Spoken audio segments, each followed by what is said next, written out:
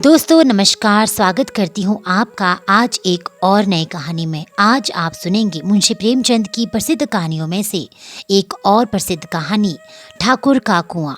आइए इस कहानी को पूरा अंत तक सुनते हैं। जोखू ने लोटा मुंह से लगाया तो पानी में सख्त बदबू आई। गंगी से बोला, ये कैसा पानी है? मारे बांस के पिया नहीं जाता, गला सूखा जा रहा है और तू सड़ा पानी पिलाई देती है। गंगी प्रतिदिन शाम पानी भर लिया करती थी। कुआं दूर था, बार बार जाना मुश्किल था। कल वे पानी लाई तो उसमें बू बिल्कुल न थी। आज पानी में बदबू कैसी? लोटा नाक से लगाया तो सचमुच बदबू थी।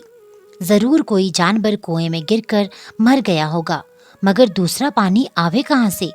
ठाकुर के कुएं पर कौन चढ़ने देगा? दूर से लोग डांट बताएंगे। साहू का कुआं गांव के उस सिरे पर है, परंतु वहां कौन पानी भरने देगा? कोई कुआं गांव में नहीं है। जोखू कई दिन से बीमार है।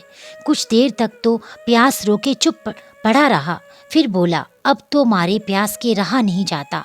ला थोड़ा पानी नाक बंद करके पी लूं। गंगी ने पानी न दिया।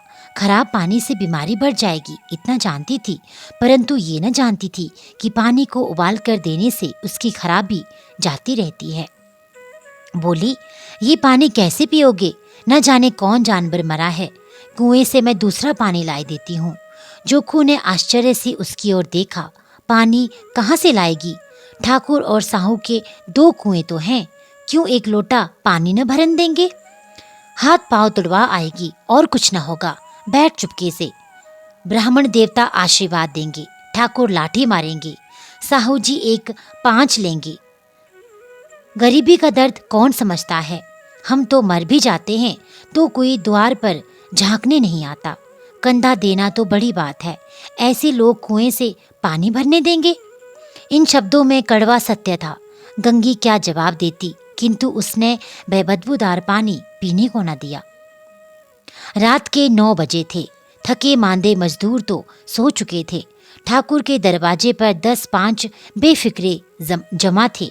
मैदान में बहादुरी का तो न जमाना रहा है न मौका। कानूनी बहादुरी की बातें हो रही थी।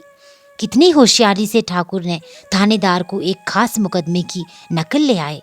नाजीर और मोहतमीम सभी कहते थे नकल नहीं मिल सकती। कोई 50 मांगता, कोई 100।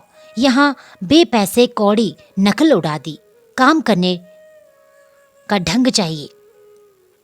इसी समय गंगी कुएं से पानी लेने पहुंची। कुप्पी की धुंधली रोशनी कुएं पर आ रही थी।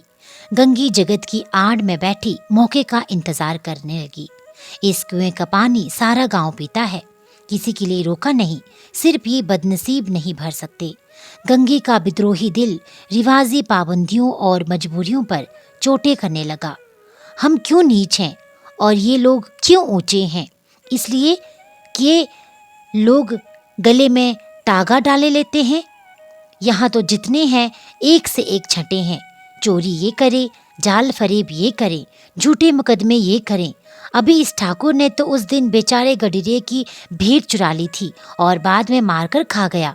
इन्हीं पंडित के घर में तो 12 मास जुआ होता है। यही साहू जी तो घी में तेल मिलाकर बेचते हैं, काम करा लेते हैं, मजूरी देते। नानी याद आती है, किस किस बात में हमसे ऊंचे हैं। हम गली गली चिल्लाते नहीं कि हम ऊंचे हैं, हम ऊंचे हैं। कभी गांव में आ जाती हूँ तो रस भरी आंख से देखने लगते हैं, जैसे सबकी छाती पर सांप लौटने लगता है। परंतु घमंड ये कि हम ऊंचे हैं। कुएं पर किसी के आने की आहट हुई। गंगे की छाती धक धक करने लगी। कहीं देख ले तो गजब हो जाए। एक लात भी तो नीचे न पड़े। उसने घड़ा और रस्सी उठा ली और झुककर चलती हुई एक वृक्ष के अंधेरे साए में जा खड़ी हुई। कब इन लोगों पर दया आती है किसी पर? बेचारे महगू को इतना मारा कि महीनों लहू थूकता रहा, इसलिए तो कि उसने बेगार न दी थी। इस पर ये लोग ऊंचे बनते हैं। कुएं पर स्त्रियां पानी भरने आई थी। इनमें बातें हो रही थी। खान खाने चले और हुक्म हुआ कि ताजा पानी भर लाओ। घड़े के लिए पैसे नहीं है। हम लोगों को आराम से बैठे देखकर जैसे मर्दों को जलन होती है। हाँ, ये तो ना हुआ कि कलसिया उठाकर भर लाते, बस हुक्म चला दिया कि ताजा पानी लाओ, जैसे हम लौंडियां ही तो हैं। लौंडिया नहीं तो और क्या हो तुम? रोटी कपड़ा नहीं पाती, 10-5 रुपए भी छीन झपट कर ले लेती हो और लौंडिया कैसी होती हैं?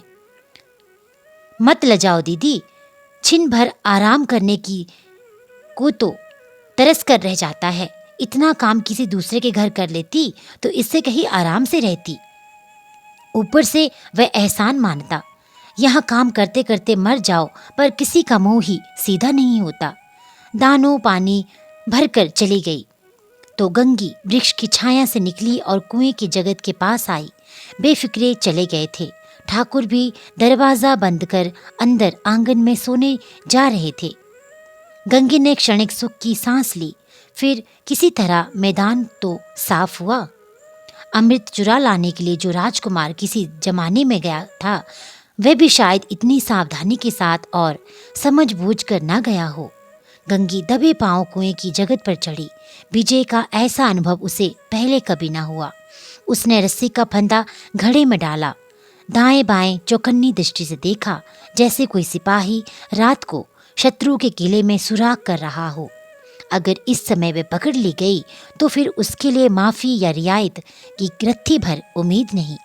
अंत में देवताओं को याद करके उसने कलेजा मजबूत किया और घड़ा कुएं में डाल दिया। घड़े ने पानी में गोता लगाया, बहुत ही आहिस्ता, जरा सी आवाज न हुई। गंगी ने 2-4 हाथ जल्दी जल्दी मारी। घड़ा कुएं के मुंह तक आ पहुंचा। कोई बड़ा शहजोर पहलवान भी इतनी तेजी से न खींच सकता था। गंगी झुकी कि घड़े को पकड़कर जगत पर रखे कि एकाएक ठाकुर साहब का दरवाजा खुल गया। शेर का मुंह इससे अधिक भयानक न होगा। गंगी के हाथ रस्सी छूट गई। रस्सी के साथ घड़ा धड़ाम से पानी में गिरा और कई क्षण तक पानी में हिलकोरी की आवाजें सुनाई देती रही। ठाकुर कौन है, कौन है पुकारते हुए कुएं की तरफ जा रहे थे और गंगी जगत से कूदकर भागी जा रही थी। घर पहुंचकर देखा कि लोटा मुंह से लगाए वही महिला गंदा पानी पी रहा है। तो दोस्तों, ये थी मुंशी प्रेमचंद की कहानी ठाकुर का कुआं। उम्मीद करती हूँ आपको ये कहानी अच्छी लगी होगी। ऐसी अन्य कहानियाँ सुनने के लिए इस चैनल के साथ जुड़े रहिए। कहानी अच्छी लगी तो लाइक और शेयर कर दीजिएगा।